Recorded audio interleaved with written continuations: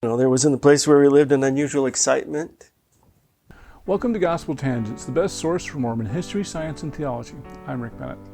I'm excited to introduce Dr. Dan Vogel.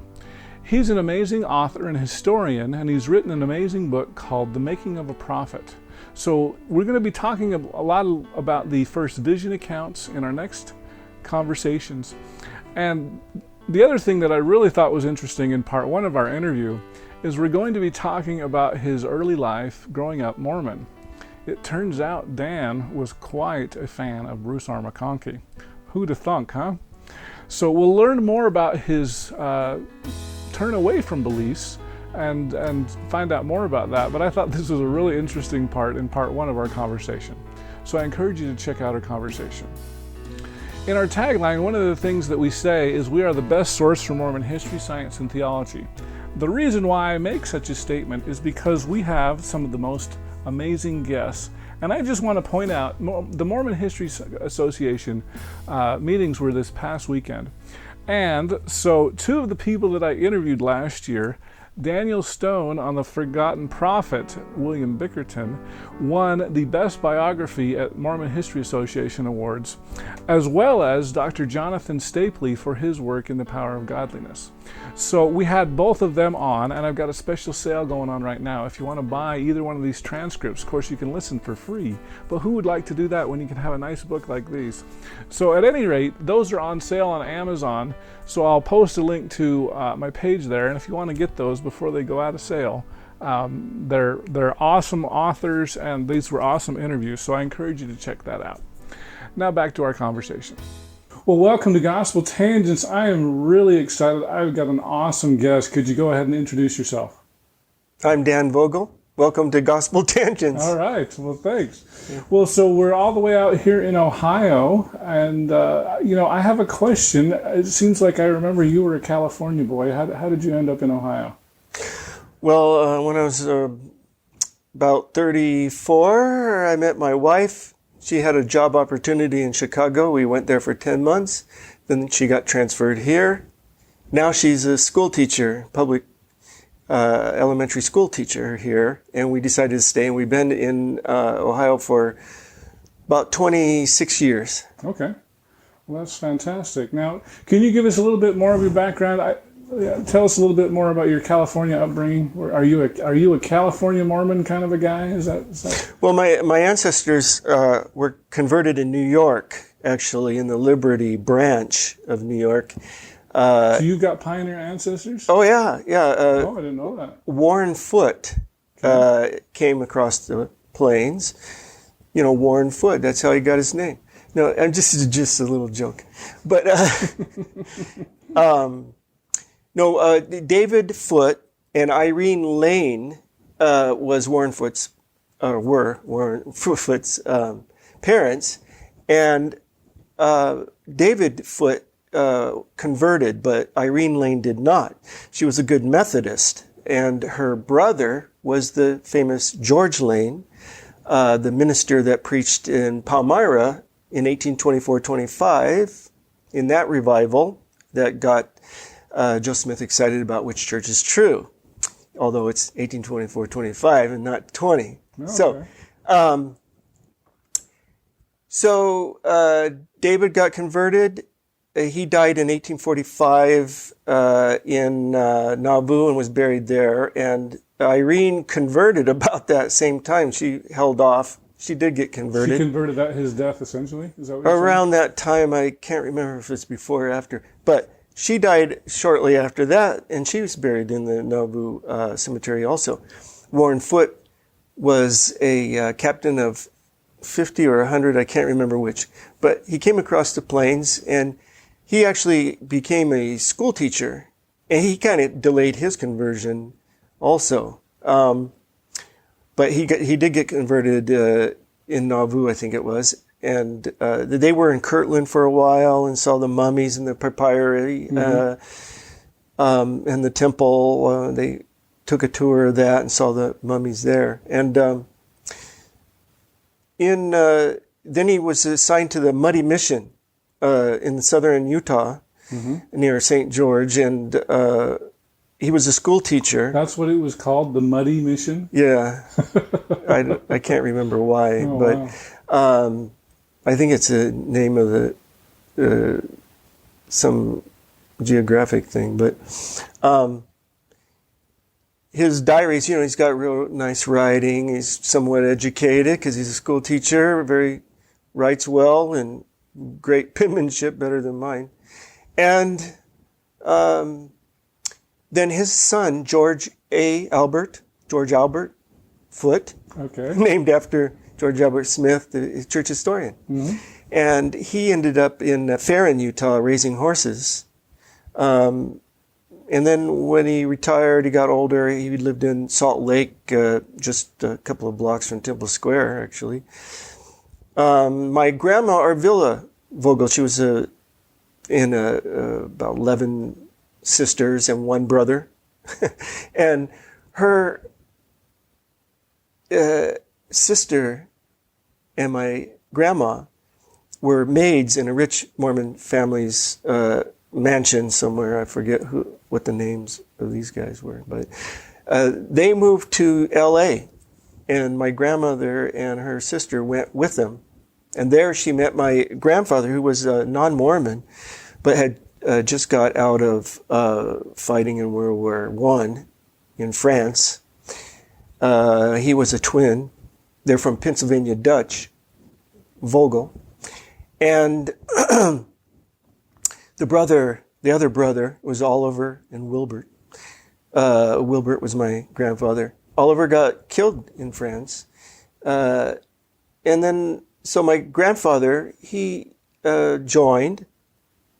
He was a smoker. He tried to quit smoking, but failed. There's a lot to. Yeah. So, anyway, he died. He eventually became a Los Angeles fireman in these old fire trucks. The hoses and the old fire trucks, antique looking, fire trucks. And he got injured in a fire and subsequently died about a week later when my dad was 8. And my grandfather's name is on, all these monuments for LA and California, Sacramento, California, on the monuments there as a firefighter that died. So he was pretty much of a hero in a way. That's cool. So are you like a California surfer dude, or where did you go? My brother was the surfer with the long hair, and I had somewhat long hair when I was a teenager, before my mission. So I just hung out on the beach. I didn't surf. So, but I did go to the beach a lot, and graduated from high school, went to junior college, then transferred from the junior college to California State University at Long Beach. Okay. And got a... They're the gauchos, right? I couldn't tell you. I'm pretty sure it is. I can't tell you. I never went to any of those kind of games or anything. That's too bad. I'm a big sports fan. I'm just a humanities guy. So...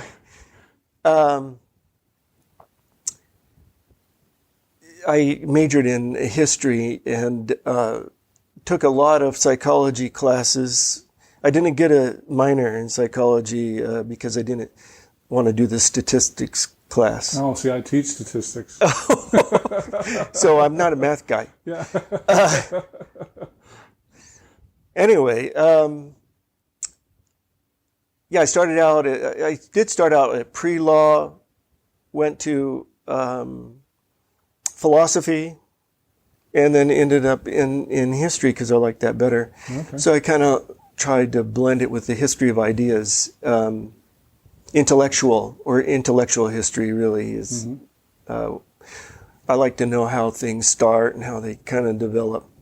So most of my historical classes were the beginning of English history, the beginning of Russian history, the beginning of, Western civilization and all that kind of stuff. So I got enough courses in the liberal arts in social sciences, so I could credential in teaching at a high school level anyway, social sciences. So that was your idea, was to just become a high school teacher? Yeah, but I really liked researching and writing on early Mormon history. Ever since I was about 16, I've been going on it pretty hard. Oh, wow. And, before my mission, I had read all the standard works.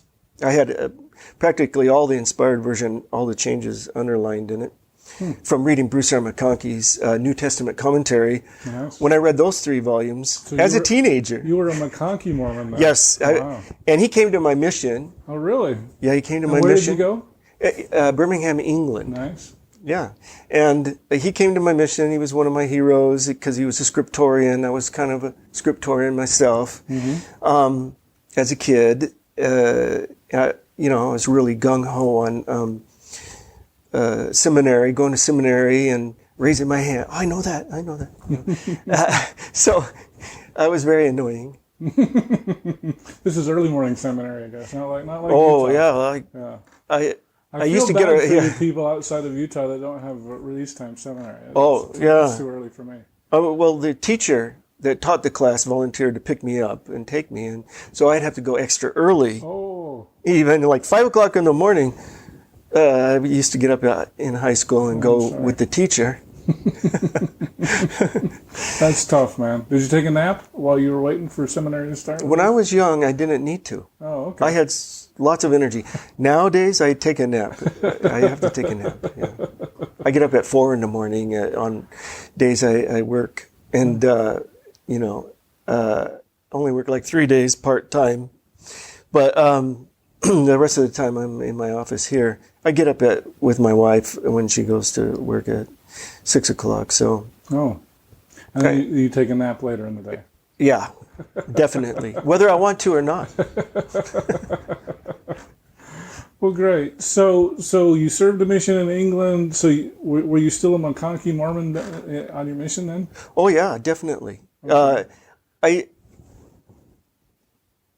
was pretty green, pretty naive about my Mormon history at that stage in my life.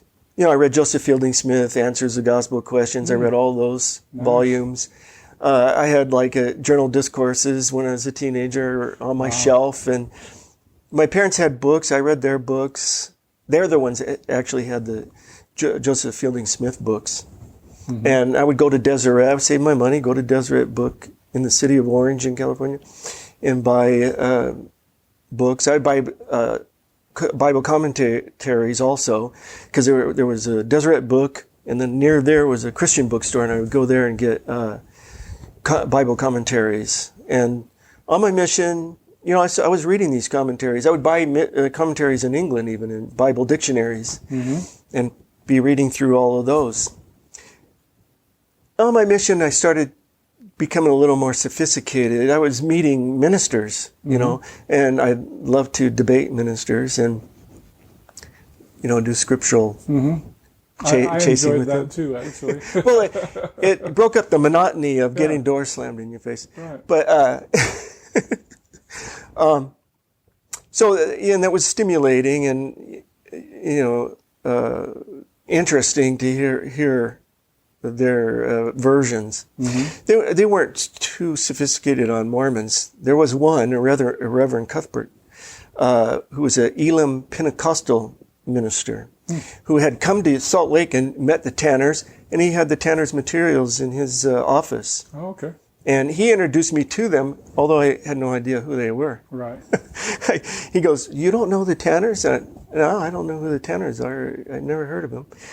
And they're in Salt Lake, and they print, old documents and old books.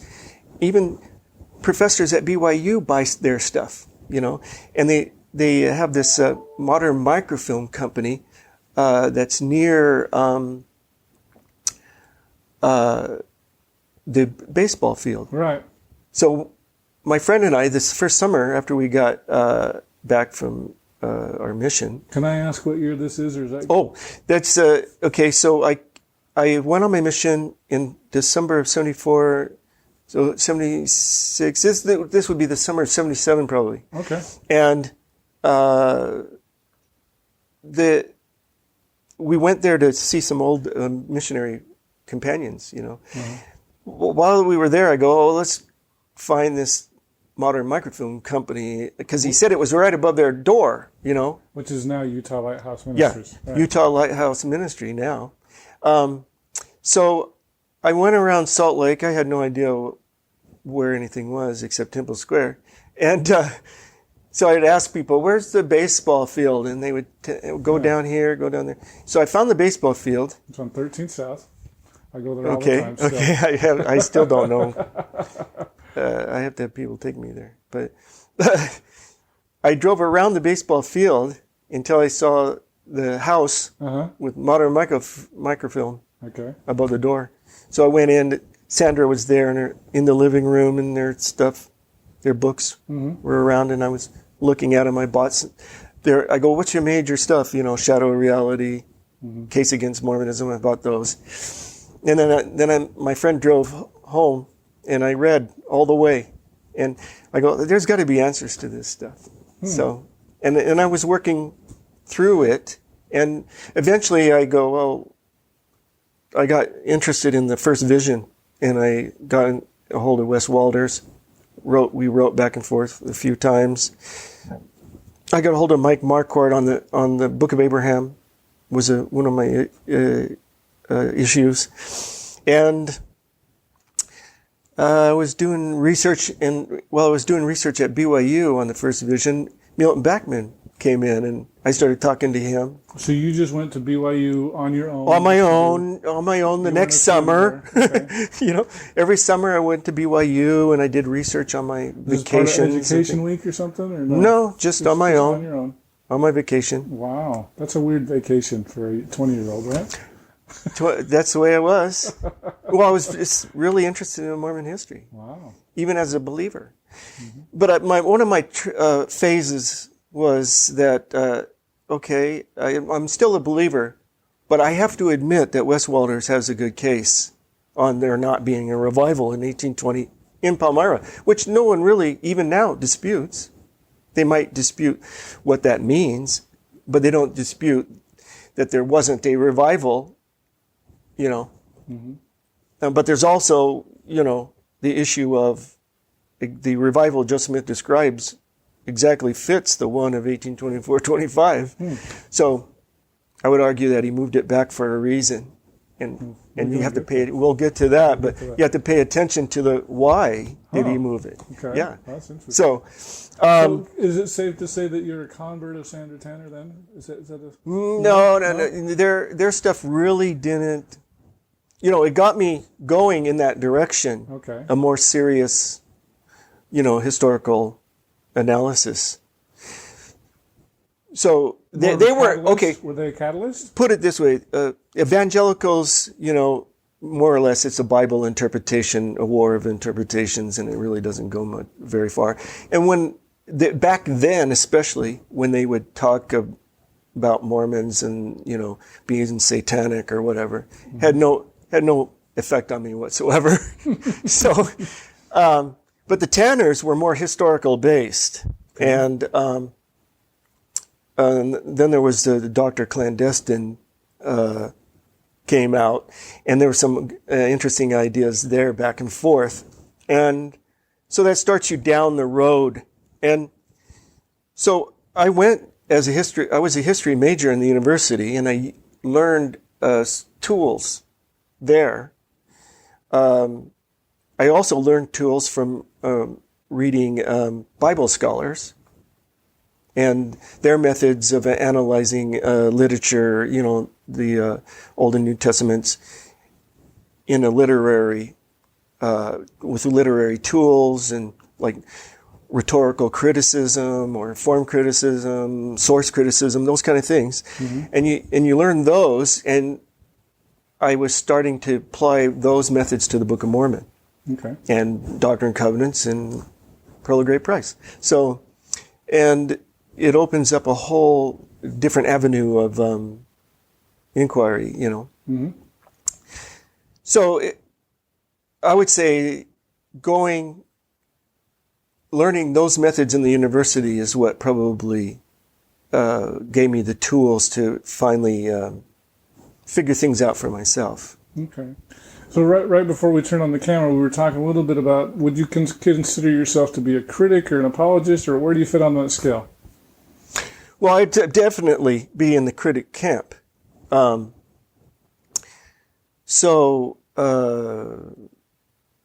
don't think that's necessarily a negative thing if you're an honest critic. Mm-hmm. Just the same thing if you're an honest apologist. So there's not really that much. They're not really that far apart. The critic and the apologist aren't that far apart? No, we're not really. Not in my mind. Oh, that's interesting. So, a believer, in my view, even though Mormons have this tradition, I know, and they say this a lot, they still don't really know. And a lot of members, maybe quietly, struggle with doubt if they're honest with themselves. And so it's not really that far. And a lot of them acknowledge that there's issues that can't be easily answered. So, and they decide to believe anyway. Fine with me. I hope you enjoyed our conversation with historian Dan Vogel.